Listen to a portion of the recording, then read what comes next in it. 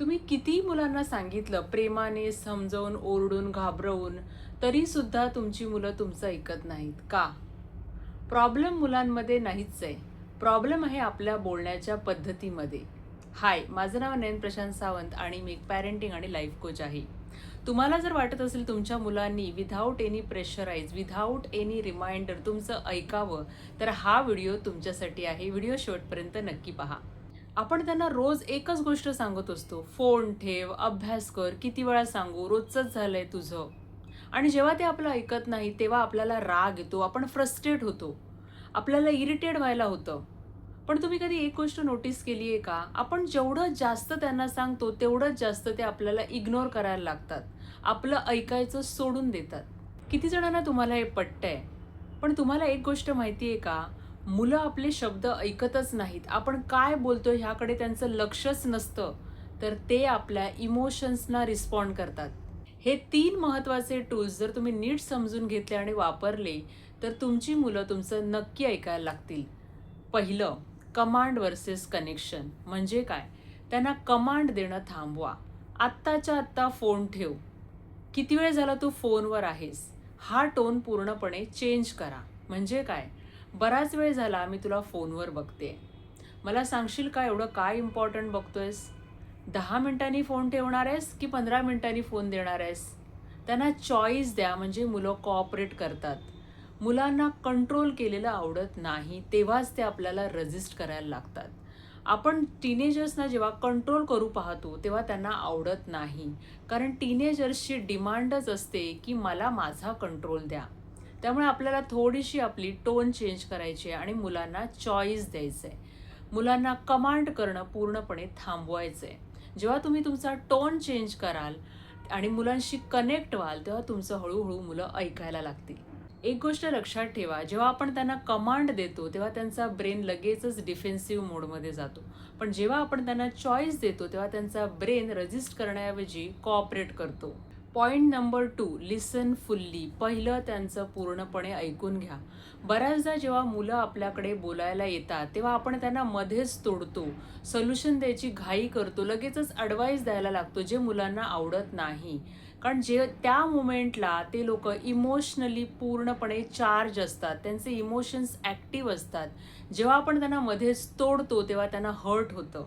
त्यामुळे जेव्हा ते बोलायला येतात तेव्हा पूर्णपणे शांत राहून पहिलं त्यांचं म्हणणं ऐकून घ्या. अगदी तुम्हाला पटत नसलं तरी सुद्धा मध्ये मध्ये इंटरप्ट करू नका, जज करू नका. आणि सगळ्यात महत्त्वाचं म्हणजे सोल्युशन द्यायची घाई करू नका. कारण जर तुम्ही मुलांना मध्येच तोडलं, मध्येच त्यांना जजमेंटल अप्रोच दिला, मध्येच त्यांना काहीतरी ॲडवाईस देण्याची घाई केली, तर मुलांना वाईट तर वाटतंच, पण मुलांना असं वाटतं की माझी कोणाला कदर नाही, माझ्या बोलण्याला काहीही इथे इम्पॉर्टंट नाही, आणि मुलं हळूहळू शेअर करायचं बंद करतात. तिसरा महत्त्वाचा concept, blame versus I feel म्हणजे काय? सतत तू तू हा शब्द वापरण्याऐवजी आपल्याला काय वाटतं हे पहिलं सांगणं. म्हणजे बऱ्याचदा आपण काय बोलतो, तू किती आळशी आहेस, तू असाच करतोस नेहमी, तू अशीच वागतेस नेहमी, तुला हे करायलाच नको, तू नेहमीच असं करतेस, वगैरे वगैरे. ह्या वाक्यांमुळे मुलांना सतत असं वाटतं की मला नेहमी ते ब्लेम केलं जातं, माझे पॅरेंट्स नेहमी मला क्रिटिसाइजच करतात, आणि मग त्यांचा ब्रेन डिफेन्स मोडमध्ये जातो. आणि जेव्हा त्यांचा मेंदू डिफेन्स मोडमध्ये जातो तेव्हा ते स्वतःला प्रोटेक्ट करू पाहतात. तुम्ही बऱ्याचदा नोटीस केलं असेल, जेव्हा आपण मुलांना ह्या पद्धतीने बोलत असतो की तू हे करत नाहीस, तू असा आहेस, तू तसा आहेस, ते लगेचच अटॅक फील करतात आणि आपल्याशी भांडायला येतात.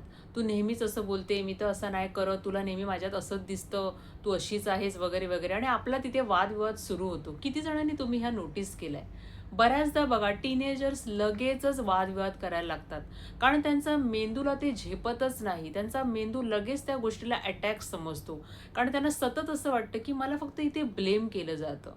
त्यामुळे आता हे सुधारायचं आहे कसं? तर जसं मी तुम्हाला म्हणाले, आपल्याला आय फील पासून सुरू करायचं आहे. यू हा शब्द वापरायचाच नाही आहे. तू असं करतो, तू तसं करतो, नाही. आपल्याला काय म्हणायचं आहे, मला अपसेट वाटतं जेव्हा तू माझं ऐकत नाहीस. मला खूप वाईट वाटतं जेव्हा तू सतत फोन घेऊन बसतोस. मला असं वाटतं की ही गोष्ट तू अशी करावीस. मला असं वाटतं की उद्या तू लवकर उठून तुझा थोडा वेळ अभ्यास करावास. म्हणजे इथे आपण त्यांना ब्लेम करत नाहीये. इथे आपण त्यांना समजून पहिलं घेतोय. अशा वेळी त्यांच्या ब्रेनला अटॅक वाटत नाही आणि ज्या वेळेला त्यांना अटॅक वाटत नाही त्यावेळेला त्यांना तुमची भावना दिसते आणि ते कनेक्ट होतात. तेव्हा मुलांना कंट्रोल नाही, आपलं कनेक्शन हवं असतं. जेव्हा आपलं मुलांसोबत कनेक्शन बिल्ड होतं तेव्हा मुलं आपलं ऐकायला लागतात. आपला टोन आणि आपली लँग्वेज मॅटर करते. तेव्हा हे नक्की करा, आजपासून हे 3 छोटे बदल सुरू करा आणि तो फरक स्वतः अनुभवा. हवं तर एका वेळेला एक करा आणि सातत्याने तुमचे प्रयत्न चालू ठेवा. म्हणजे मुलं नक्की हळूहळू तुमचं ऐकायला लागतील. जर तुम्ही एक आई आहात किंवा पॅरेंट आहात आणि तुम्हाला तुमच्या मुलांसोबत बेटर कनेक्शन बिल्ड करायचं असेल तर हा चॅनल तुमच्यासाठी आहे. चॅनलला सबस्क्राईब करायला विसरू नका आणि हा व्हिडिओ तुम्हाला कसा वाटला ते कमेंटद्वारे मला नक्की कळवा.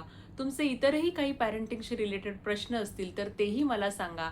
मला खरंच तुम्हाला मदत करायला आवडेल आणि हा व्हिडिओ शेवटपर्यंत पाहिल्याबद्दल तुमचे सगळ्यांचे मनापासून आभार. भेटूया आपण पुढच्या व्हिडिओमध्ये. तोपर्यंत धन्यवाद.